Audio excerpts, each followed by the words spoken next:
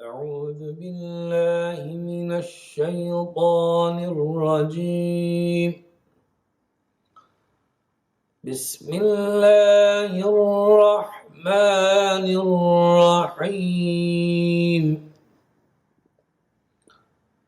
الحمد لله رب العالمين. الرحمن الرحيم. مالك يوم الدين. إياك نعبد وإياك نستعين. اهدنا الصراط المستقيم.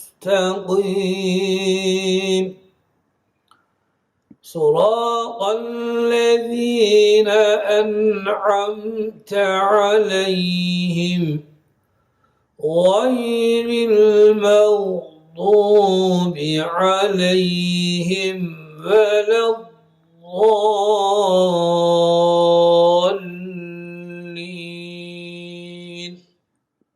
آمين. Assalamu alaikum wa rahmatullahi wa barakatuhu, brothers and sisters. You are listening to the Muslim Cultural Welfare Association of Sutton, Radio Ramadan. My name is Kashif, Barlas, and today I'm your host, and we will be joined by our guest, Brother Jamal Hussain, and more about Jamal later on. The format of today's show is that we will be playing some verses from Surah Baqarah, the Ramadan verses at first, and we'll start with those. And then we'll welcome Brother Jamal Hussain, and who's our guest today. And we'll also play extracts from our interview with Shaykh Yasir Qadhi, who is a resident scholar at the Masjid in East Plano in Dallas, where Brother Jamal Hussain is involved. So we did record the interview with Shaykh Yasir Qadhi earlier. Due to timings, he is in the States, so he couldn't be here live. However, I think what you'll find is there's been quite a lot of interesting conversation with him. So remember, today the iftar time is 8:17 p.m. And the time is now 7:03. Okay, so there will be some du'as from our Imam, our new Imam, Yusuf Sahin, before the iftar time, followed by the du'a to break the fast, and then followed by the adhan. So let's start because we have a lot to get through. So just playing the Ramadan Quran verses right now. أعوذ بالله من الشيطان الرجيم. بسم الله الرحمن الرحيم.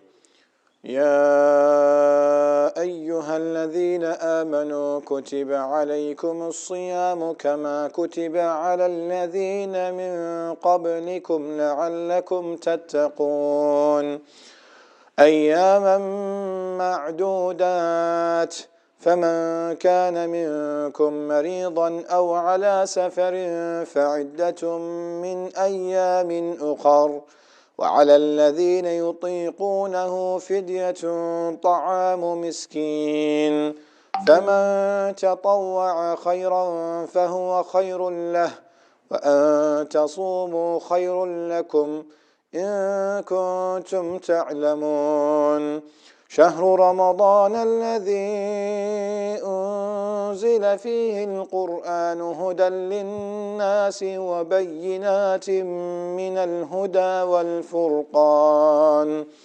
فمن شهد منكم الشهر فليصمه ومن كان مريضا أو على سفر فعدة من أيام أخر يريد الله بكم اليسر ولا يريد بكم العسر ولتكملوا العدة ولتكبروا الله على ما هداكم ولعلكم تشكرون.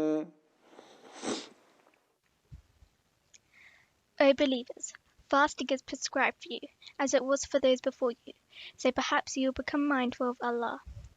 Fast a prescribed number of days, but whoever of you is ill or on a journey, then let them fast an equal number of days after Ramadan. For those who can only fast with extreme difficulty, compensation can be made by feeding a needy person for every day not fasted.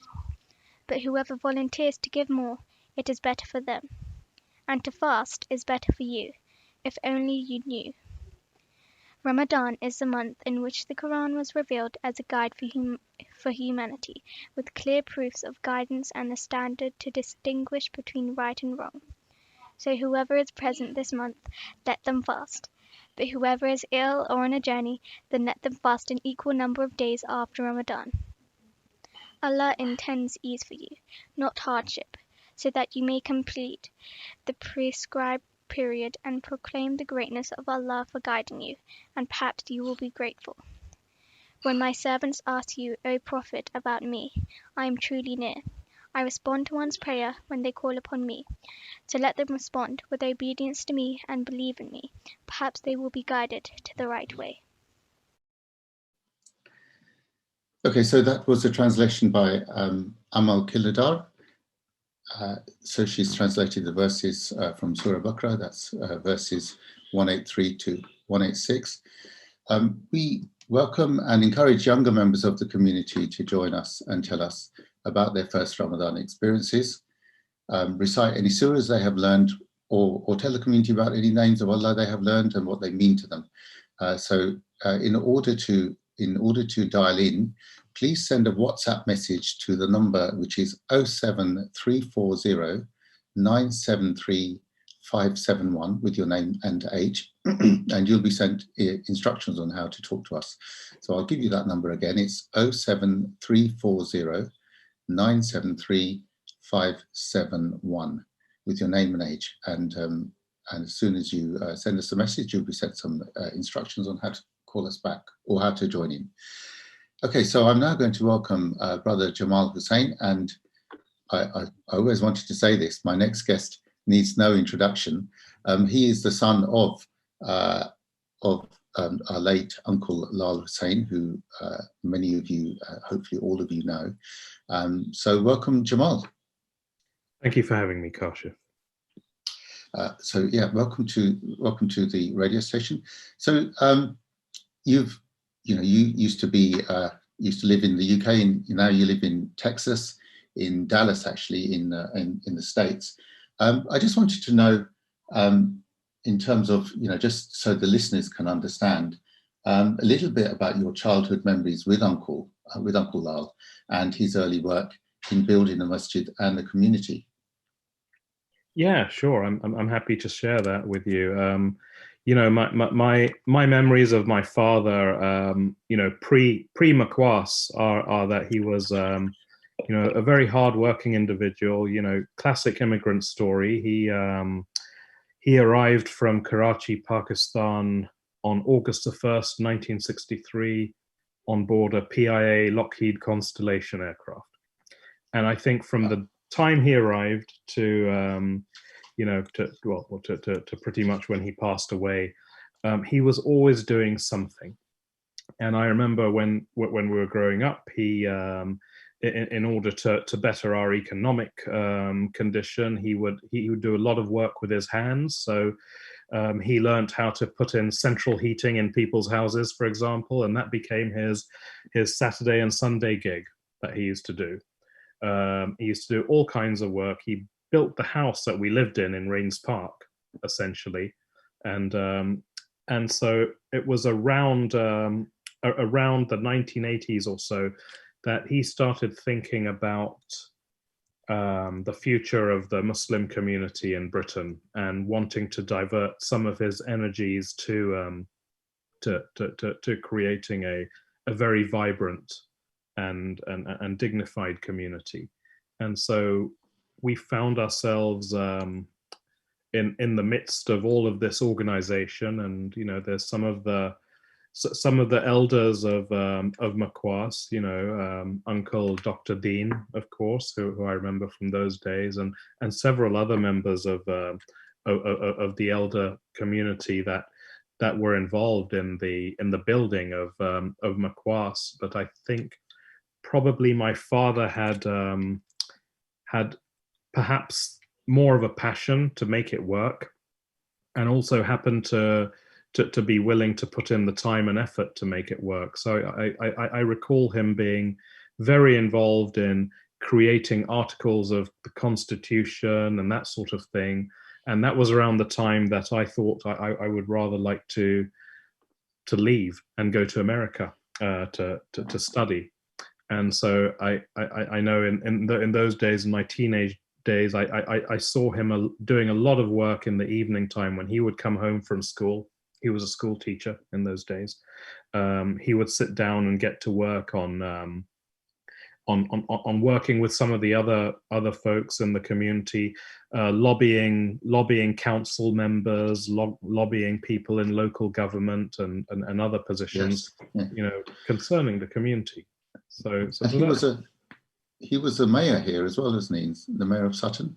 He was. So he became very involved in the local council. He was a liberal Democrat politically, and he got involved in the council and had the tutelage of I think it was the Lord Tope, Graham Tope at the time, and certainly the local MP for many years, Tom Brake, was also a great friend of his and a great supporter of the Muslim community, I believe. So he was involved with the Liberal Democratic Party. He subscribed to many of their ideals, and in that way he served as a council member for I don't know how long it was, but it was well over a decade, I believe. And I think one of those years he was elected mayor as well. Yeah. And you moved to the States and you were behind the setting up of the Islamic Center in your area, EPIC, which stands for East Plano Islamic Center for the listeners. How were you inspired by some of the things your father did over here? Well, I mean, going back to my teenage years, in the evenings, I would see my father working. He'd set everything out on the dining room table. He'd have a typewriter there. He'd have a phone there, and all these papers just piled up. And so I'd watch him, and I'd listen to his conversations, and he'd talk to me about things like, what would make you interested in going to the mosque, and I was perhaps not as spiritually minded as I am today in those days, and so I would sort of throw out some ideas which frankly I thought would never happen. I'd say, well, I think it would be nice if it was more of a community center and not a mosque, and some place where I could go and learn judo and play table tennis and stuff like that. And then when it's prayer time or when it's time for spiritual discussions, then certainly be involved in that. And I think that's kind of the route he took off in. In terms of a masjid, he said, we need a place where we can get the community together and enhance the educational level and the good of the community. So that kind of drove me here as well. Sorry, go ahead. And in East Plano, you have Shaykh Yasir Qadhi as one of your imams, or I think he's head of a scholarship there. What's it like working with a personality like him? Well, Shaykh Yasir Qadhi is an amazing guy. He's he's local. He was born in Houston, and so he understands the American culture. He understands what our children go through, and what kind of pressures there are on our kids, the next generation. And so from that perspective, working with Shaykh Yasir Qadhi is sort of a breath of fresh air for the community, because his khutbahs are always very on point. And I don't know if I'm sure some of your listeners have actually listened to or seen some of his khutbahs that he does on YouTube and so forth. Indeed. But he's very in tune with the needs of all age groups, really, but especially of the kids and he has this pan-Islamic awareness as well. He's very extensively traveled. I think he did all of his Islamic studies in Medina, if I'm not mistaken. And he did yeah, so I think it's great to have him there. And I on a personal note, I particularly appreciate the way he ties in a lot of the human rights and political struggles that we're all going through as Muslims throughout the world in various countries and localities, and pulls them into lessons for us over here. Yeah. So let's play the first extract from his interview where he introduces himself and what he does there. He also talks about some of the youth activities. So I'm just going to move to playing that now. How's Ramadan treating you? Alhamdulillah, alhamdulillah. Very happy that you've spared some time for us. I was wondering if you can please tell me a little bit about your role at EPIC, the Islamic Center in East Plano. So my role here at the East Plano Center is technically it's called the resident scholar, and it's we have alhamdulillah an imam, and we have an outreach director, and we have a youth coordinator. So for American standards, we're actually a very, very large organization in terms of religious staff. Generally speaking, most masjids are one-man shows in terms of religious staff. But alhamdulillah, because the East Plano Center is, mashallah, so large, and we have such a large congregation, so alhamdulillah, it's we're able to branch out. And my role is basically to oversee the scholarship side, the religious side. I give 3 khutbas, outside of Ramadan, 3 khutbas of the month. I give regular lectures and fatwas, and just take charge of the academic side of Islamic scholarship by giving the more advanced lectures and answering the fatwas that are needed, and providing religious guidance to the community. In terms of the fatwas, do you have many questions coming from the community, or is this generally all the questions you have coming from the wider sort of community around America and the world? Unfortunately, I don't have the bandwidth now to take charge of the global community. I do have a Tuesday. Every Tuesday, I do an open Q&A, which is online. You can see it, and in that one, I choose questions that are more relevant to the entire globe. So anybody can email me, but realistically, that's like 1 out of 100 or so gets answered, because I get thousands of emails, but I choose ones that I think are more relevant. But I have office hours for the local community, so anybody who's local, obviously, should have access to me, because that's a part of my job requirements. But the questions that are sent globally, unfortunately, I'm not able to answer all of them. I can just choose from them, and I do that. You can just log on to my channel, and there's a Q&A session that I have from EPIC, and that's basically the global community. So basically over here, our community is, I think it's smaller than your community. We have possibly around 200 or 300 people in the congregation for Jummah. In Ramadan, we have quite a packed mosque. In terms of the age of the community, I think it's been going for over 20 years now. And Brother Jamal Hussain may have told you it was his father who set it up, Uncle Lal Hussain.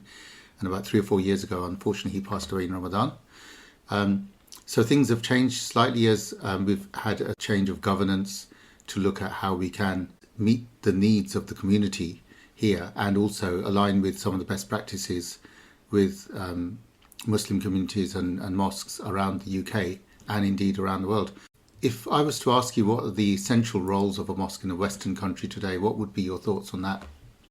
I believe that the masjid has to take charge of not just the religious side of giving lectures and khutbas, but also provide a social platform, for the Muslim community.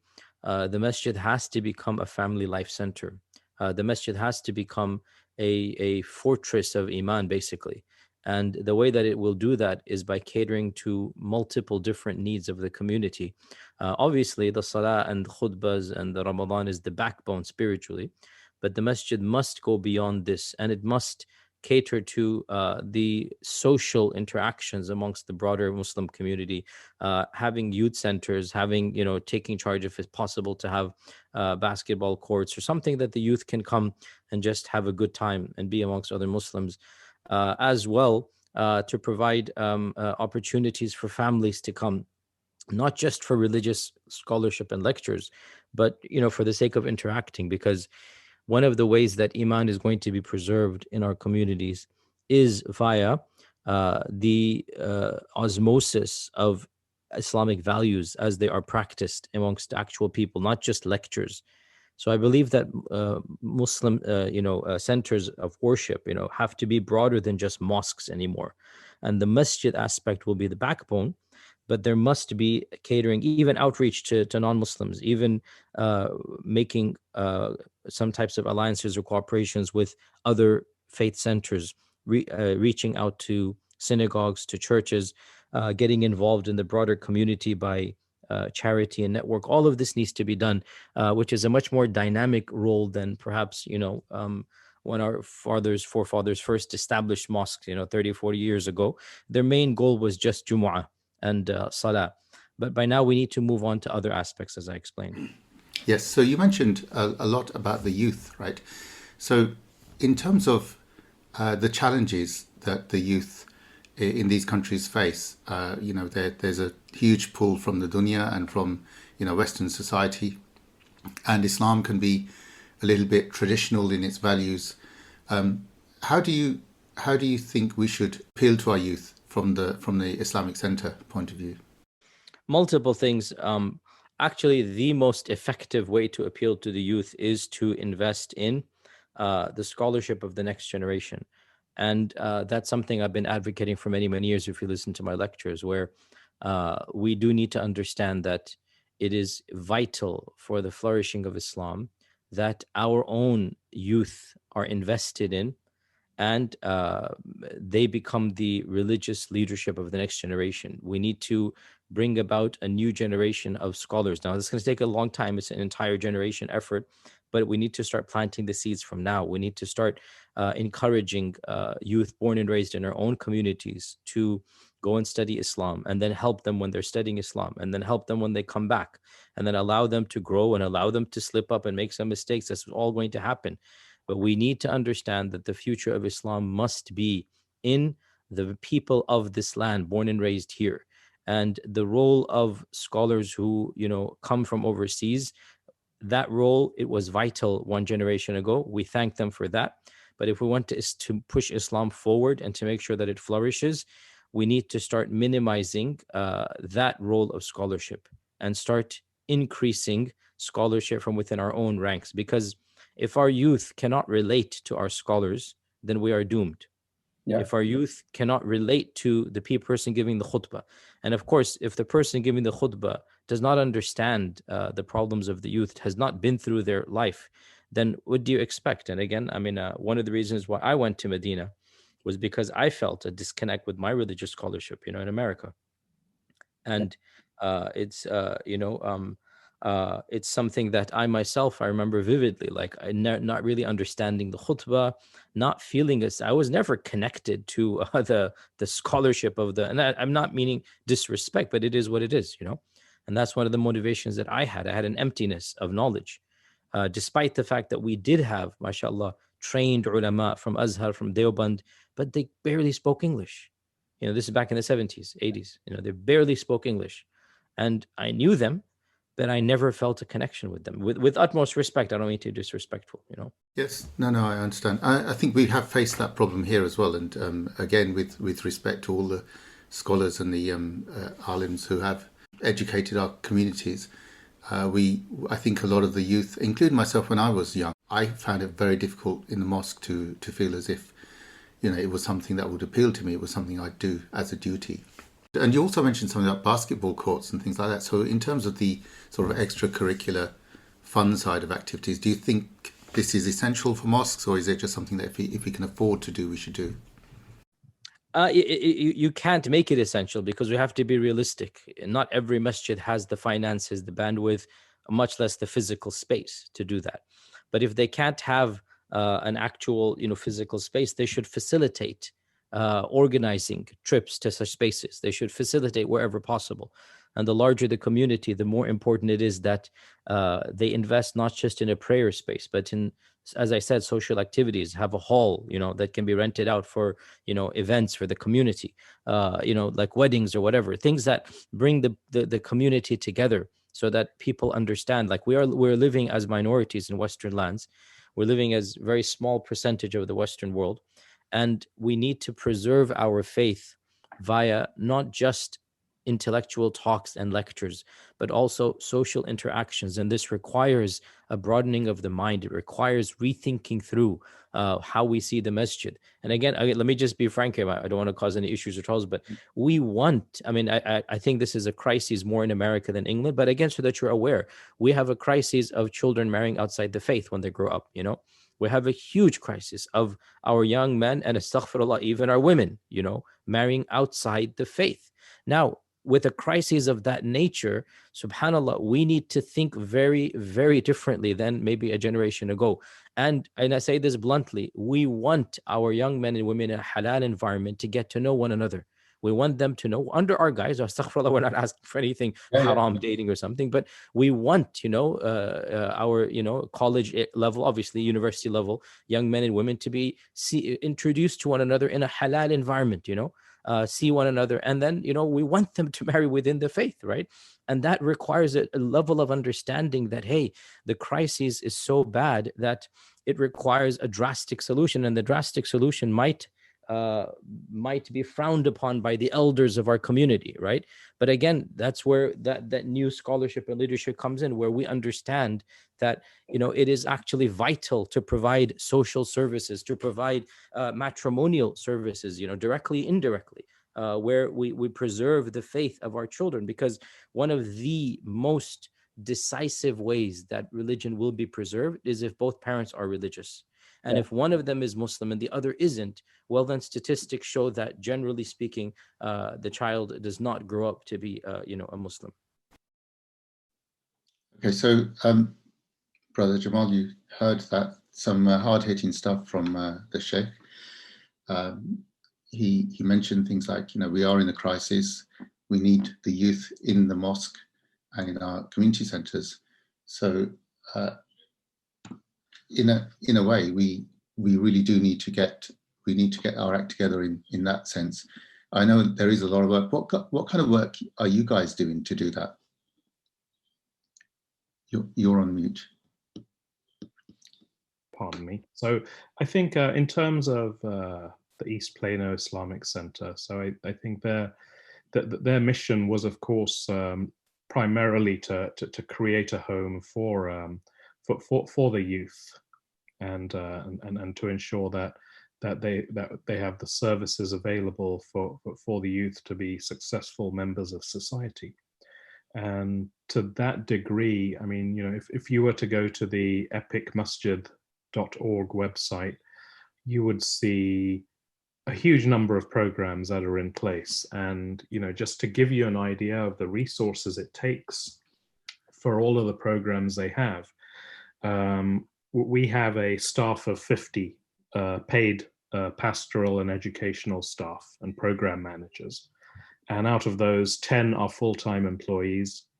They have an average salary of around $70,000 a year, which I suppose is around 56 or 57,000 pounds a year. And so it takes that number of people to have these programs. And so right now, I know if I think about the programs that mean a lot to me, that there's this program called the Special Needs Program. So special needs children and young men and women, that they have a very good program that helps them with spiritual development based on their abilities, but also with preparing them to be members of society at whatever ability level that they're able to be at.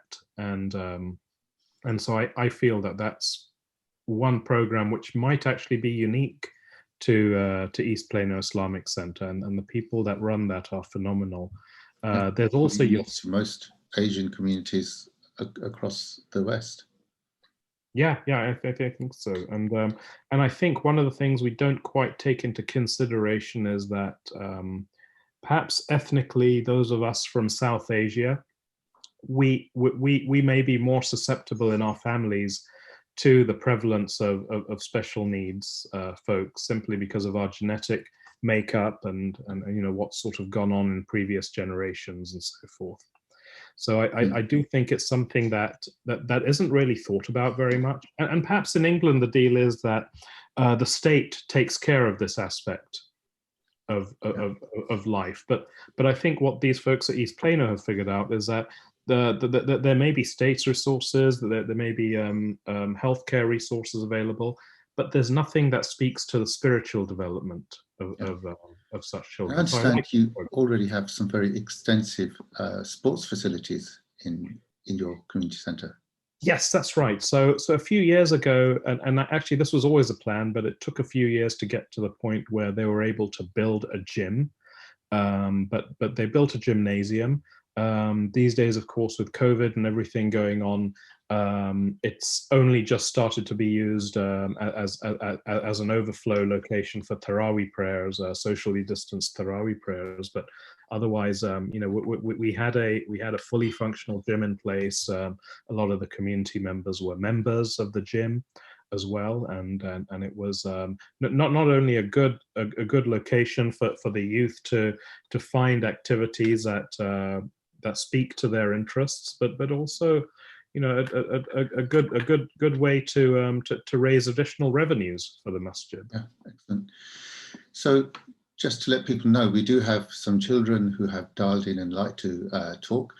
Just a reminder, the number to call is 07340 973 571. Sorry, don't call the number, please. Send a WhatsApp message and we'll tell you how to join. So do we have our first caller on the line? Sorry, don't call the number, please. Send a WhatsApp message and we'll tell you how to join. So who's on the line? That Amina, I can't hear you. Assalamu alaikum. Wa alaikum salam. How are you? So how old are you, Amina? I'm 9 years old. Wow, 9 years old, and you're on the radio, and everyone in the local community can hear you. So tell me, what was it you were going to tell me about what you've been doing in Ramadan? Yes, I wanted to talk about like how my Ramadan was and what to have in Sahri, and like if you feel really hungry then during the day, then what you can have in Sahri to not feel hungry. Excellent. Did you call because you'd learned a surah or something? No, I wanted to talk about my Ramadan, like so far this year. Okay, so how has it been so far? It's been fine, but sometimes I get a bit dizzy because I'm really hungry. Well, you're only 9 and you haven't been eating since what, 4 o'clock in the morning or something? Yeah. So are you going to school at the same time? No, because we're doing homeschooling now. Oh, okay. So do you think that's easier? Yeah, because like you're not getting distracted by the studies, and sometimes you get really hungry in school. And what do you look forward to at iftar time the most? A fruit chart. A fruit chart, did you say? Yeah. Wow, who makes that? Is that your mum or your dad? My mom. Your mum, okay. Well, I'm sure your dad's like got it something he spicy? could do for you. No, I don't like it spicy. Yeah, Don't like it spicy. So what kind of fruit is there in there? Is it grapes and mangoes, or is it something else? Yep. What's your favorite fruit? Apple. Apple. Okay, so I'm going to guess you have smosi as well on the side. No. No, you don't. Oh, well, Yeah, I'm we used impressed to, now. but now we're not having fried items. Okay, very good. Very good. Your father's going to lose even more weight. Inshallah. Okay, so thank you very much for calling, Amna. I'm going to ask the next child to come on the line. Are there any messages you'd like to give to anyone in the community, to your family? Yes. If you're feeling hungry in the day, then you should have something like heavy to eat in your sahri, That's very good advice. Yes. And Thank you very much. and if you want to have something heavy in Sahri, then have a light iftar. A light iftar. Okay, well, let's see if we can aspire to that. All right, thank you very much. Speak to you again, and thanks for dialing in. So who's our next caller? If we don't have anyone just yet, we'll move straight on to and get on with the interviews. Okay, excellent. So the next question really to Sheikh Yasir was around the involvement of sisters in the masjid, and I'm just going to bring that on now. In that vein, how do we make the community centres more welcoming to the sisters? Because they often are left out. Now, I'm not saying that's happening necessarily at our community centre, but in many community centres around Western countries, certainly. And it's something we don't focus on. What have you guys done to facilitate it so that women can come into the masjid and feel at home as if they own that space too? Exactly. So a number of things need to be done. First and foremost, physically, the prayer space of the women needs to be, just as vibrant, and just as, the ambience has to be just as nice, if not better, than the men's facilities. You're not going to encourage our sisters, to come when you're giving them the dampest, the dankest, the corner rooms and whatnot. It's just not going to happen. Yeah. And again, this goes back to rethinking through our priorities and our realities. I mean, and unfortunately, I've been to England over 100 times. Unfortunately, I think this is one of the biggest issues in the UK communities and masajid, that still there is this notion that women, it's not as if they physically say that, but it's not as important to the community that the sisters come. And, if you're going to deprive our women of the rights that Allah has given them, then don't be surprised if they try to claim rights that Allah has not given them. And, I'm going to be very blunt here again. Unfortunately, I'm a bit of a blunt person, but I am not somebody who agrees with the modern notions of feminism. I think that especially third wave and post-third wave feminism are destructive to many aspects of the family. Not everything about feminism, but certainly certain notions of their versions of gender equality are not in accordance with the human fitrah and with the way that Allah created men and women.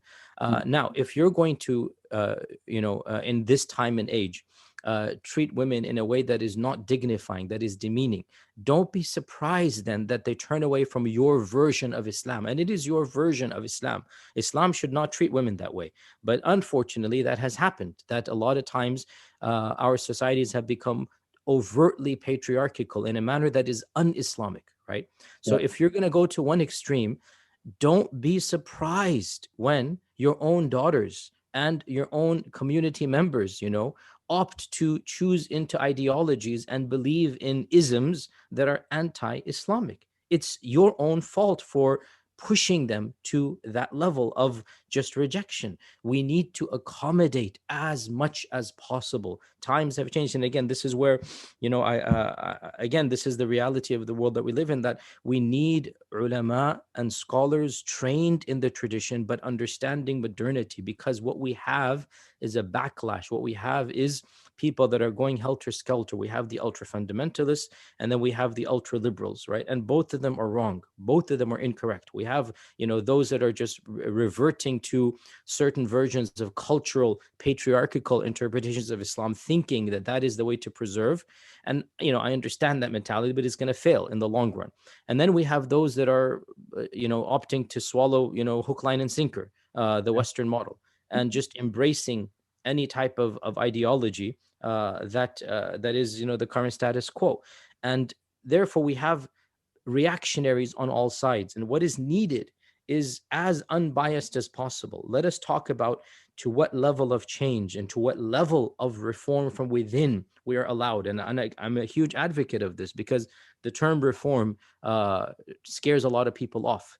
But we're going to have to rethink through. And I've just given you some examples here, of gender and of gender interactions and of allowing. So again, for example, to allow, to prohibit women from being involved in the community, from even being on the boards of the masjids, right? From not allowing them to voice their concerns and giving them an actual spot on the decision making. On what basis are we doing this? On what basis? Did Islam come and say that a woman is not allowed to be on the masjid board? No. These are our own patriarchal values that we have inherited. And, you know, I'm not saying it was wrong 100 years ago. It was a different world. But I'm saying now, given the current dynamics, we need to physically embrace, we need to push for that such type of reforms, and maybe even have a quota, a spot, like, hey, you know, 2 of the 5 positions of the board are going to be, you know, women, for example, right? This needs to be done so that our sisters feel that they are a part of the community, that their voice is heard, and this encourages a new generation of our young, you know, sisters and daughters to come to the masjid, and they feel at home in the masjid.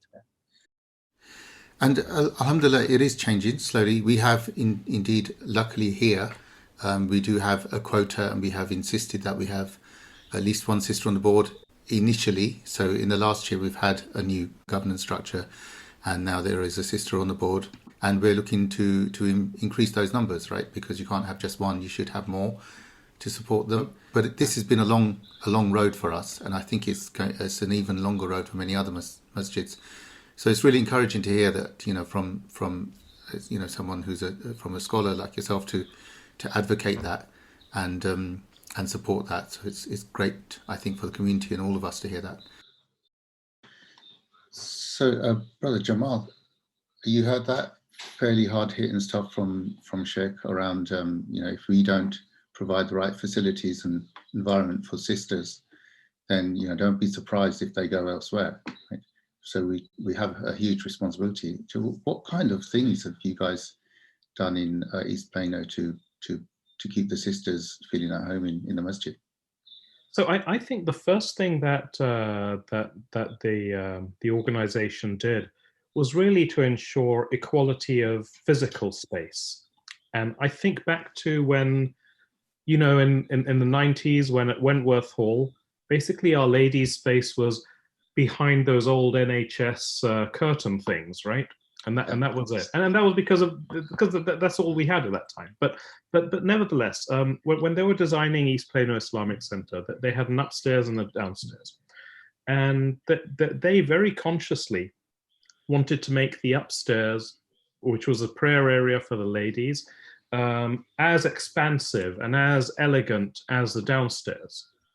And so I mean, I've never been up there actually, but I'm told by my wife and everyone that it's a lovely space, and you can sort of see it from downstairs, but not really, because it's got tinted mirrored windows overlooking the main prayer hall, so they can see us, we can't see them. So I think from the standpoint of providing a space for prayers, it's an equal space in terms of how nice it is. And then in terms of services available, you know, when I look at all the various committees that they've got set up, that there looks to, I mean, there is a sisters committee specifically, but within that, there's the opportunity for women members to be involved in the Ansar program, which is sort of a guidance program for people who have just moved to the area, or for people who have just reverted to Islam.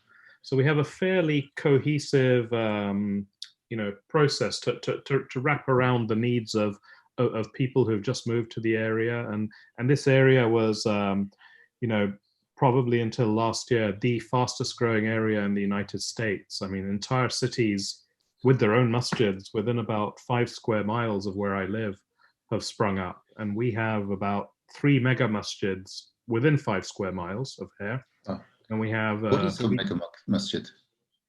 So I suppose my definition of a mega masjid would be a very large masjid where you've got thousands of people coming in for prayers. You've got a huge fundraising capability, and you know, again, when I think back to the struggles my father had at Makwas, I think it mainly centered around the ability to fundraise. And I got a great story for you from last night. Last night was our operations fundraiser here in East Plano. And when Sheikh Yasir Qadhi and the other imams and leaders stood up to ask for donations, within an hour, we had over $500,000 pledged. Wow. Just within the hour, and that's to amazing. carry operations out for the next year. And actually, that's not even enough to carry out operations for a year. Our budget is probably in the 1.7 to $2 million range, I believe. So yeah, I think there's a different attitude to funding masjids and community centres in the US. Over here, we are slightly spoiled because we have a lot of facilities given to us by the councils, and so we end up having this reliance upon them. Whereas in the States, people know that they either do it themselves or they don't have the facilities, right? So, right. yeah, I think that was a chief issue my father faced, and that I noticed whenever I would visit England. I mean, he would have to work very hard just to get £2 out of people for biryani on a Friday. And I think, like I mentioned the other day here, that's something that they wouldn't think twice about paying $20 for that plate of biryani because they knew it would go to the masjid, sort of a thing. Talking of biryani, we have Umar Ghalib waiting to join us now. Come on, Umar. Assalamu alaikum. Wa alaikum salam. How are you? Alhamdulillah, good. And how old are you, by the way? I'm 10. 10, mashallah.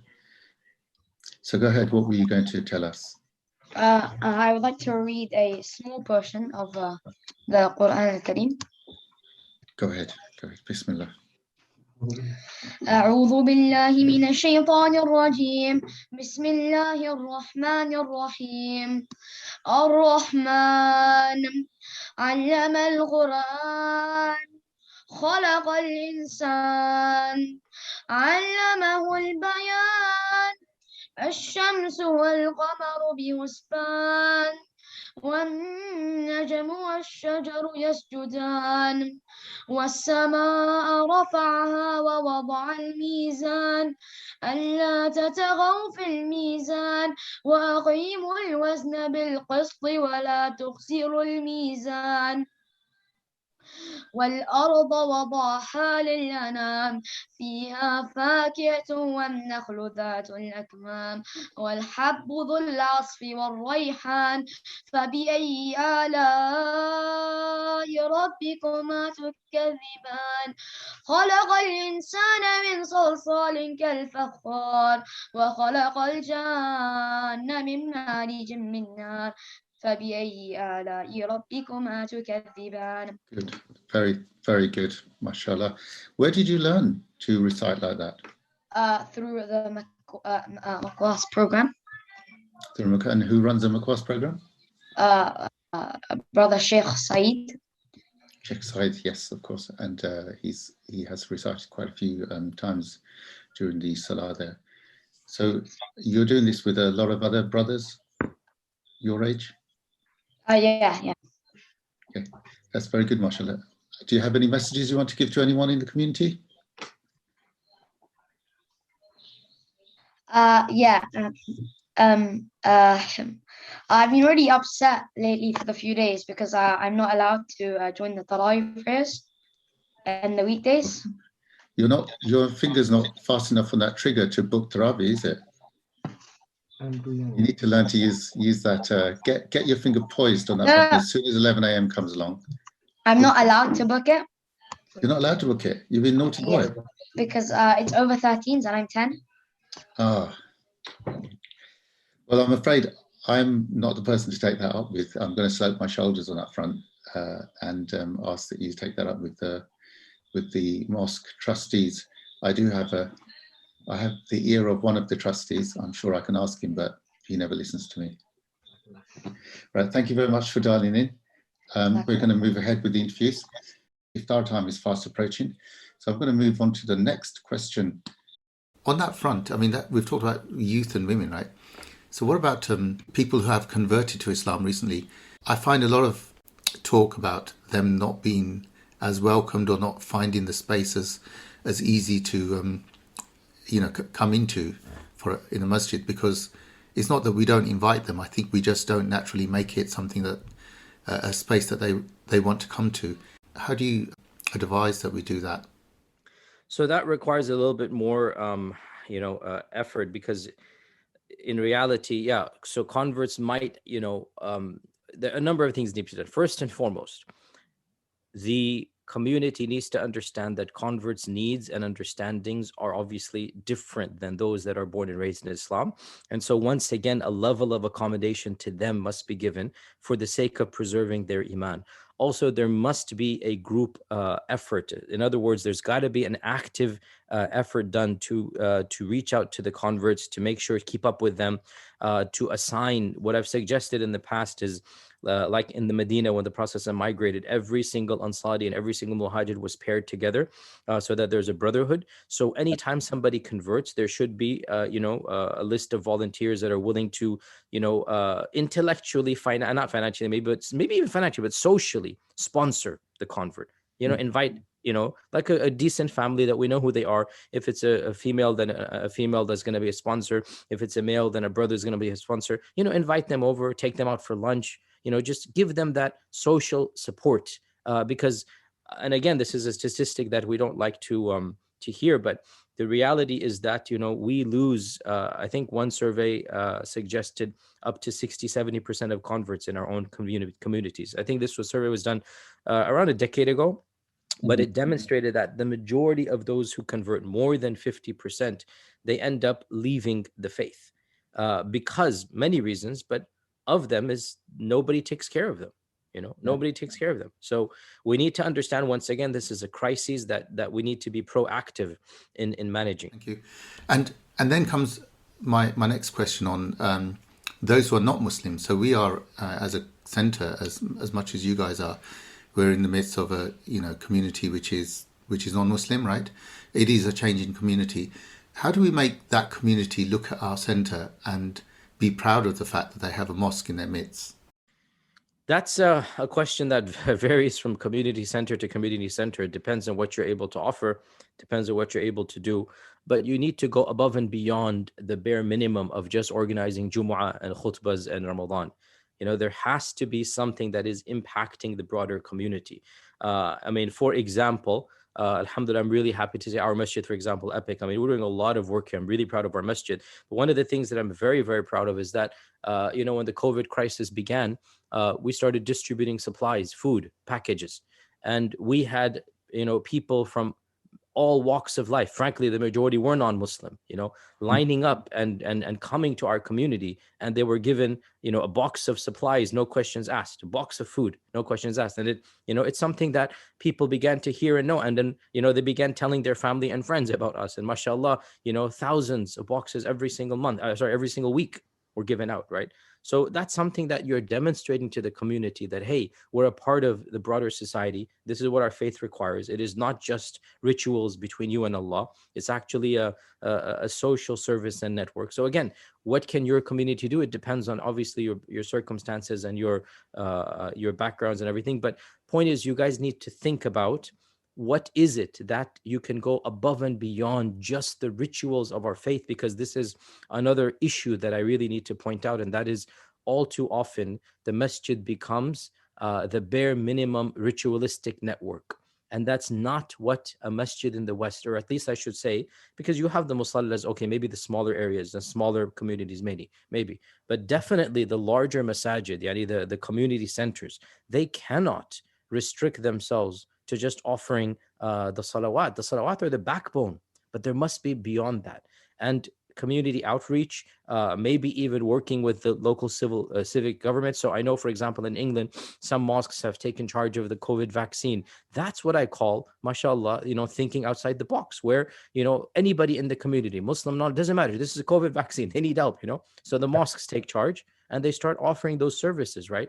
So the masjid has to display its vitality to all people of all walks of life in their vicinity and neighborhood. We did that at our masjid. We have some brothers and sisters who are doctors, and they certainly did offer that vaccine, and we had a really good response from the community. So that is certainly happening. But certainly, as you say, we probably do need a special interest kind of group within the mosque that looks at the needs of the community and how we can perfect our outreach, within our means, right? So I really appreciate that. So Jamal, as you heard there, the Shaykh talking about us having to, make some extra special with some of the extra special efforts with some of the people who have recently converted to Islam, and also anyone who is not Muslim in our community. What kinds of things have you guys done to make that easier in your area? So, you know, I know through the Masjid, they have an Ansar committee, and they do a good job of being able to reach out to new Muslims and try and keep engaged with them and so forth. I don't know as a community how well we do at that. I suspect that we don't do as well as we could be doing. But certainly, I think, you know, when people become Muslims, I think it's incredible that they're able to do so with what I would consider to be minimal help from the rest of us, you know, and certainly I've known a lot of reverts that by the time I've met them, they've essentially left their families and they've become Muslims and they've learnt about Islam largely on their own. So I think this is all fairly recent, where masjids are able to reach out to these folks and help them and so forth. But I would say as individuals, we probably need to, and especially me as well, need to do a lot more to welcome reverts. Because the sacrifices they make, where they have actually had the courage to leave their family amongst what could be quite an aggressive kind of situation with the families. If you imagine it, we doing that ourselves, they have taken that step and been ostracized. So we need to support them rather than they come to the mosque and find that we're just carrying on with our lives. Yeah. So I'm going to bring in one of the other children, last child to dial in today, as we're tight for time. So who's on the line? I think you're on mute. It's Mohib. Mohib. Hey, Assalamu alaikum, Mohib. How are you? I know you, Mohib. How old are you? 11. 11, mashallah. So what were you going to tell us? I wanted to do a surah today. Okay, mashallah. Bismillah, let's go. أعوذ بالله من الشيطان الرجيم بسم الله الرحمن الرحيم الرحمن علم القرآن خلق الإنسان علمه البيان الشمس والقمر بحسبان والنجم والشجر يسجدان والسماء رفعها ووضع الميزان ألا تطغوا في الميزان وأقيموا الوزن بالقسط ولا تخسروا الميزان والأرض وضعها للأنام فيها فاكهة والنخل ذات الأكمام والحب ذو العصف والريحان فبأي آلاء ربكما تكذبان. Okay, thank you very much. Mashallah. Did you learn that in the same school that Umar has been going to? Yeah, of course. Okay, well done. It's not school. It's not school. It's a hifz. It's a hifz class. The teacher said that. Okay, yes, of course. Are there any messages you'd like to give to anyone in the community? It's 20 hours. Well, you know, in Sahri, you should eat dates. Like, try to eat more than one date because it's very nutritious and has lots of vitamins and minerals in them. And you won't feel hungry if you eat more than one date in Sahri. Good idea. It looks like we're getting a lot of nutritional advice from the children. We're going to have some dietitians, nutritionists, and health specialists in the next generation, mashallah. Thank you very much, Nader. Sorry, Mohib. And another thing, to Uncle Lal's son, I read your dad's biography, by the way, and it's really fascinating. You're on mute, Jamal.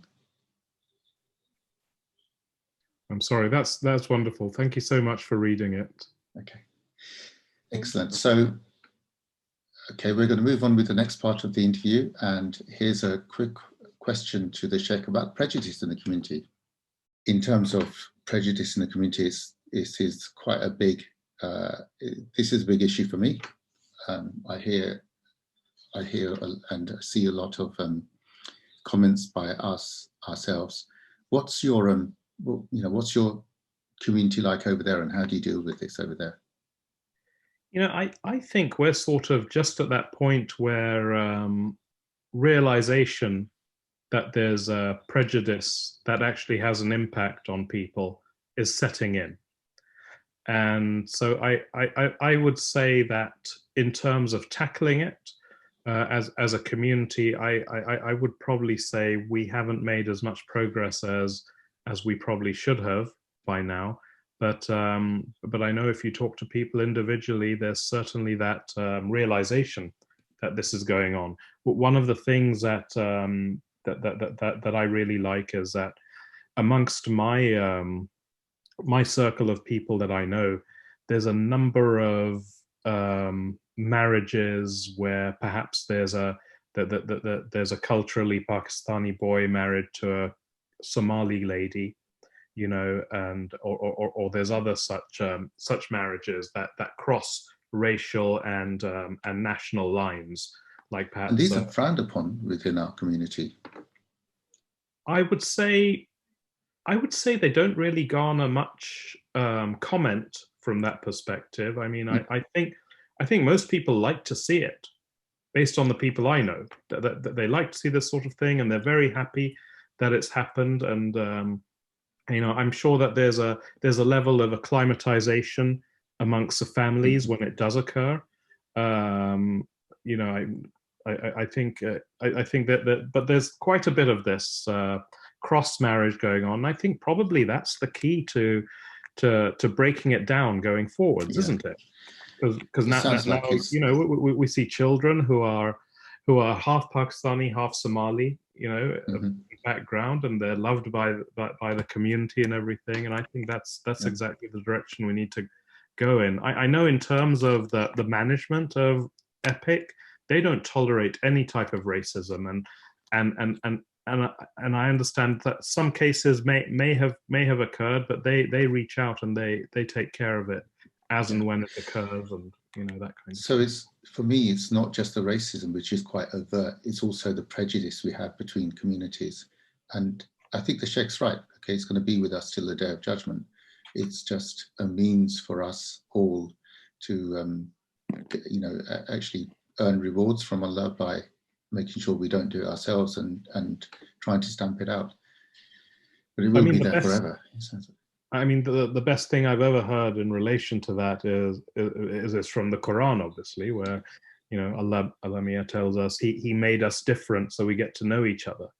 Yes. And it's so simple there in black and white that, you know, I'm different to you, not so that we can hate each other, and not so that we can show off that we are better than one another, right? But so that we get to know each other and understand humanity. Yeah. Okay, I'm going to move on with the next question, because we are coming up to iftar time. Another question, which is a slightly different topic as well. We seem to rely as an ummah on scholars such as yourselves and to have all the knowledge, right? Now, the knowledge is there, and there is a Quran or maybe 10 in every Muslim household, right? We just don't read it, or if we read it, we don't understand it.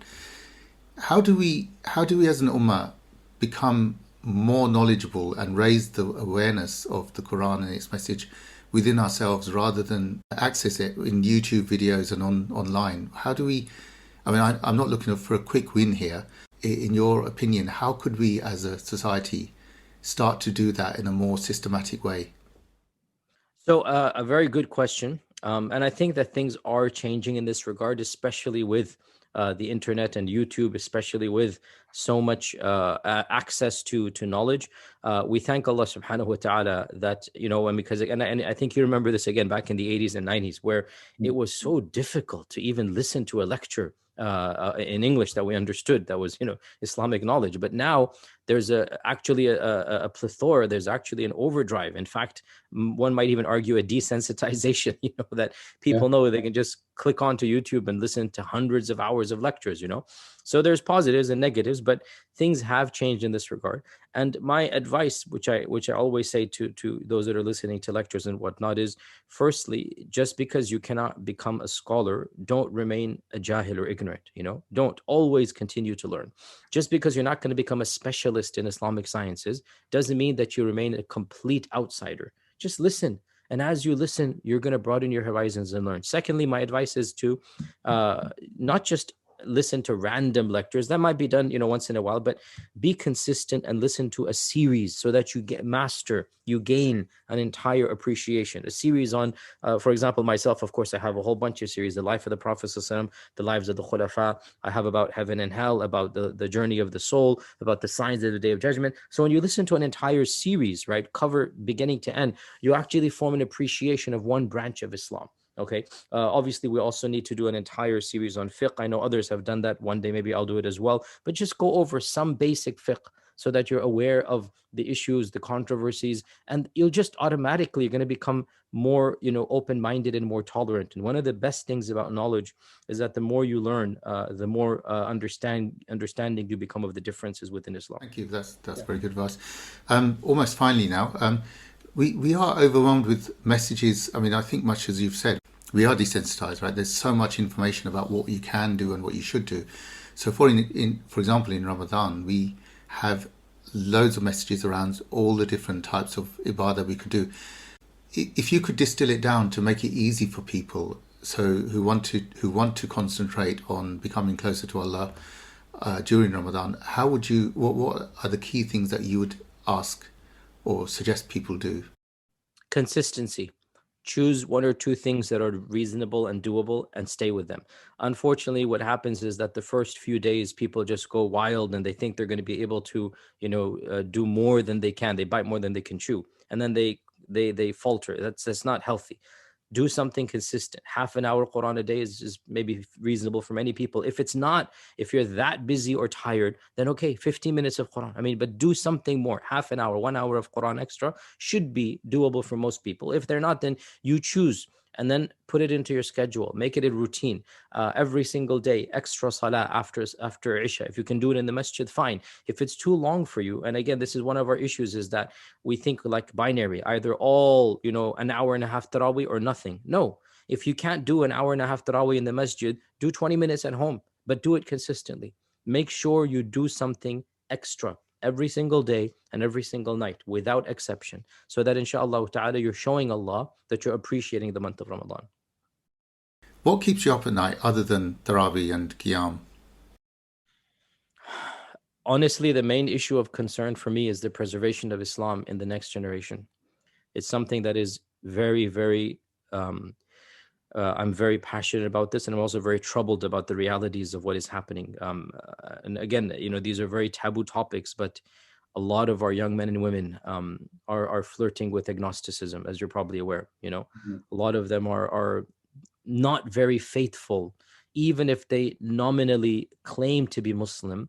They are not committed to the faith. And I'm not talking about those who slip into sin and they know they're doing sin. That's a problem that's going to be there forever, and we always have to work on that, you know. I'm talking about those who their faith is so weak or even non-existent. And what worries me is, of course, you know, their children, you know, and the future of Islam in that manner. And their issues are not following passions and desires. Their issues are faith hasn't settled in their hearts, and they have doubts about very fundamental issues about Islam. And so there are a number of challenges. Me personally, of course, I mean, I'm more interested in the academic challenges to the faith. You know, I mean, again, as I said, there's spiritual challenges, there's challenges of desires. That's there, and that has to be worked on. And we are doing that, inshallah, as well. But what do you do when your son or daughter, you know, feels that something about Islam makes it not divine? Something about Islam makes it a human faith, right? The Quran doesn't make sense to him because of X, Y, and Z. You know, a principle of the faith, according to his understanding of human rights, means that this is just problematic in the faith, right? You have to be and it's very awkward, because the more public you talk about these issues, the more concerned the uncles and the elders get. How dare you mention something like this? And as you're probably aware, I have to face the criticisms of the more conservative crowd all the time, because I am not wishing to cater to them. I'm happy for them. They're conservative. They're going to the masjid. Their iman is preserved. Good for them. But how about the majority of the ummah that is not labeled conservative, that is grappling with very modern ideas, with notions of human We rights have a and really liberalism fine and LGBT and issues of the Quran not being normative in terms of its, human rights and da da da. These are things that are very, very awkward, very difficult.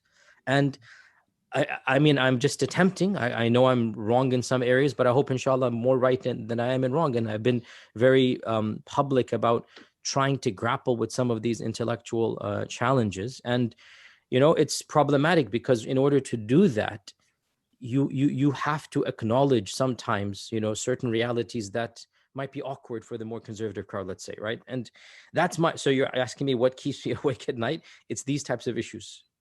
Okay, so we are fast approaching iftar time. I want to thank Brother Jamal for being a guest here today, and also for arranging the interview with Shaykh Yasir Qadhi. We're going to play two du'as right now, and then we at iftar time we will play the du'a for breaking the fast. Just to remind you guys, we're back online next week at the same time, or it may be 7:30. We'll broadcast that out to you. Thanks for listening. May Allah accept our fasting, and we're now going to play a couple of du'as first. اللهم صل على سيدنا محمد وعلى آل سيدنا محمد كما صليت على إبراهيم وعلى آل إبراهيم إنك حميد مجيد. اللهم بارك على محمد وعلى آل محمد كما باركت على إبراهيم وعلى آل إبراهيم إنك حميد مجيد. ربنا آتنا في الدنيا حسنة وفي الآخرة حسنة وقنا عذاب النار. ربنا اغفر لي ولوالدي وللمؤمنين يوم يقوم الحساب. اللهم اهدنا فيمن هديت وعافنا فيمن عافيت وتولنا فيمن توليت وبارك لنا فيما أعطيت وقنا برحمتك واصرف عنا شر ما قضيت فإنك تقضي ولا يقضى عليك إنه لا يذل من واليت ولا يعز من عاديت تباركت ربنا وتعاليت لك الحمد على ما قضيت ولك الشكر على ما أعطيت نستغفرك اللهم من جميع الذنوب والخطايا ونتوب إليك. Okay, so iftar time is about a minute away. So, Brother Jamal, yes. Thank you very much. Yeah, thanks for having me. And have a good evening. We'll talk to you again. Okay, so brothers and sisters online, may Allah accept all our ibadah and answer our du'as. We shall go back online next week. As I said, we do have, hopefully next week, the head of the MCB, Zara Muhammad, the new head of the MCB, and the program next week will be themed along the theme of sisters and how they are taking more of a role in society. Okay, so Bismillah ar-Rahman ar-Rahim. We're going off here now, and it's iftar time now. ذهب الظمأ وابتلت العروق وثبت الأجر إن شاء الله. The thirst has gone, the veins are moist, and the reward is confirmed if Allah wills. الله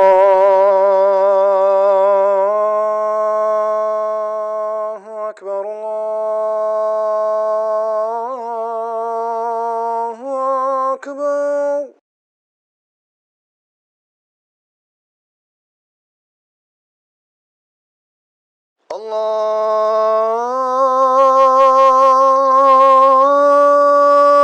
الله أكبر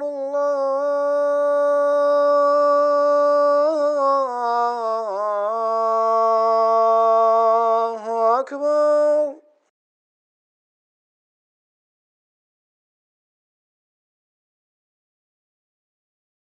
أشهد أن لا إله إلا الله.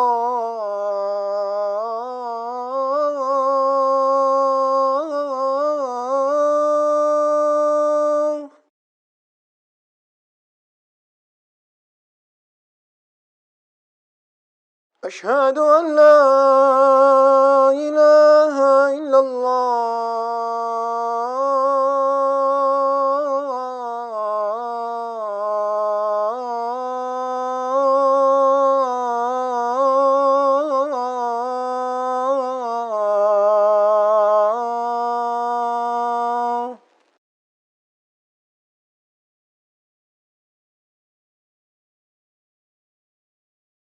أشهد أن محمدا رسول الله.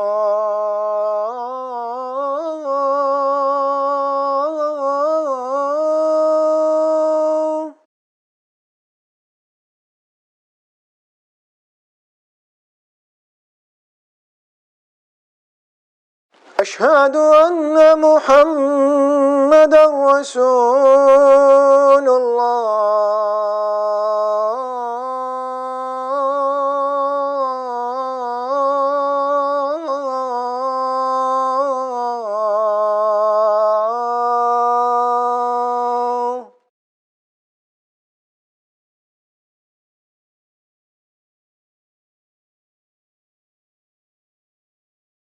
حي على الصلاة.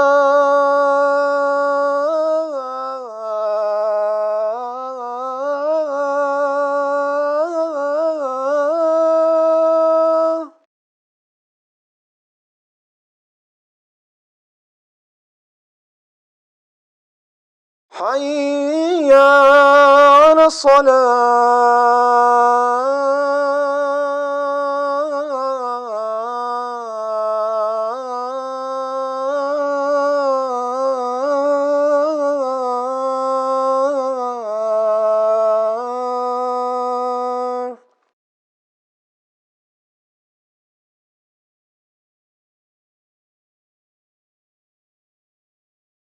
حي على الفلاح.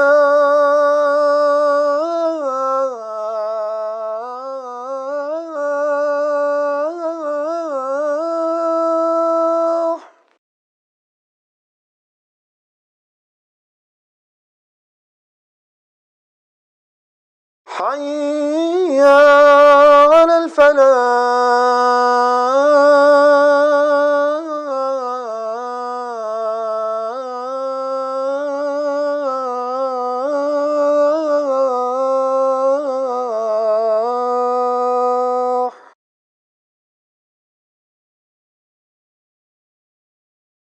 الله أكبر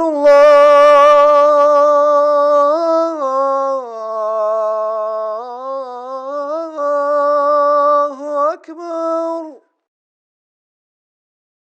لا إله إلا الله.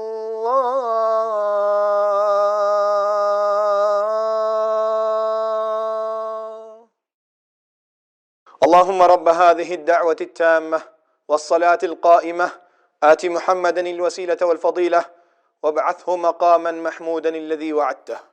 The thirst has gone, the veins are moist, and the reward is confirmed if Allah wills.